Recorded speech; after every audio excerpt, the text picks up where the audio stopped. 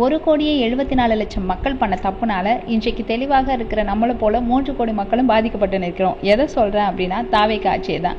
ஏன் அப்படின்னா ஒரு தொகுதியில் இடைத்தேர்தல் வைக்கணும் அப்படின்னா தேர்தல் ஆணையம், அங்கே இருக்கிற தேர்தல் விதிகள், அதே மாதிரி வாக்கு இயந்திரம், இப்படி கோடிக்கணக்கான பொருளாதார இழப்பு ஒரு அரசாங்கத்துக்கு ஏற்படும்.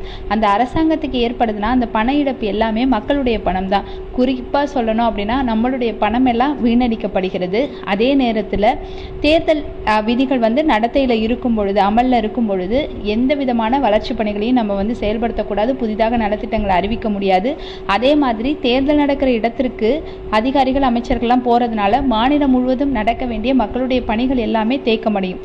இதெல்லாம் தெரிஞ்சும் கூட, இடைத்தேர்தல் நடக்கும்னு தெரிஞ்சும் 2 தொகுதிகளில் தன்னுடைய சுயநலத்திற்காக நின்ற ஒரு நபரைத்தான் இன்றைக்கு தமிழ்நாட்டு மக்கள் முதலமைச்சராகவே மாற்றிருக்கிறாங்க.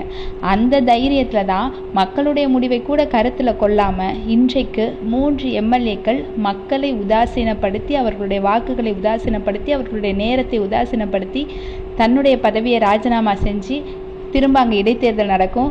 இதே நபர்களை மீண்டும் இந்த மக்கள் வெற்றி பெற செய்தாலும் ஆச்சரியப்படுறதுக்கு இல்லை. ஏன்னா இது சினிமா மோகத்தில் சிக்கி தவிக்கிற தமிழ்நாடு.